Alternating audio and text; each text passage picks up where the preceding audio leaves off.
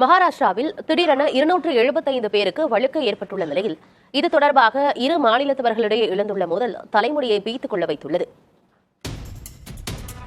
மகாராஷ்டிராவில் புல்தானா என்ற பகுதியில் 18 கிராமங்களில் உள்ள மக்களில் 275 நபர்களுக்கு ஒரு சில நாட்களில் தலையில் முடிகள் உதிர்ந்து வழுக்கை விழுந்தது.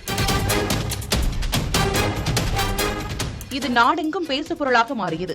இதைத் தொடர்ந்து இதற்கு காரணம் என்ன என ஆய்வு செய்ய தொடங்கினர் ஹிமத்ராவ் பவாஸ்கர் என்ற பத்மஸ்ரீ விருது பெற்ற பிரபல மருத்துவர். பாதிக்கப்பட்டவர்களின் ரத்தம், சிறுநீர் உள்ளிட்டவற்றை சேகரித்தும் அவர்கள் சாப்பிட்ட கோதுமையை கொண்டும் 92,000 ரூபாய் செலவிட்டு ஆய்வு செய்தார்.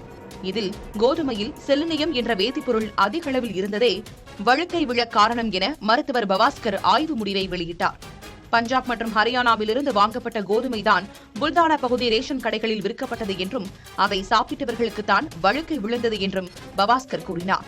இந்தியாவின் பல மாநிலங்களுக்கு பஞ்சாப், ஹரியானாவிலிருந்து கோதுமை செல்லும் நிலையில் அம்மாநில கோதுமையை சாப்பிட்டால் வழுக்கை விழும் என்ற இந்த தகவல் பலருக்கும் பேரதிர்ச்சியை ஏற்படுத்தியது. ஆனால் இந்த ஆய்வு முடிவை மறுத்துள்ள பஞ்சாப் பேராசிரியர் ரஞ்சித் சிங் குமான் இது தங்கள் மாநிலத்திற்கு அவமதிப்பு ஏற்படுத்தும் செயல் என்றும் கண்டித்திருக்கிறார். மகாராஷ்டிராவிற்கு சென்ற அதே கோதுமையை தான் பஞ்சாபிலும் சாப்பிடுகிறார்கள் என்றும் அவர்கள் யாருக்குமே வழுக்கை விழவில்லையே என்ற கேள்வியையும் ரஞ்சித் சிங் குமான் எழுப்பியிருக்கிறார். இவருக்கு ஆதரவாக பஞ்சாபில் பலரும் குரல் கொடுத்து வருகின்றனர். வழுக்கைக்கும் கோதுமைக்கும் உள்ள தொடர்பு குறித்து இரு மாநிலத்தவர்களின் வாதங்கள் நீளும் நிலையில் பிரச்சினைக்கு என்னதான் காரணம் என தலைமுடியை பீத்துக் கொள்ள வைப்பதாக இருக்கிறது.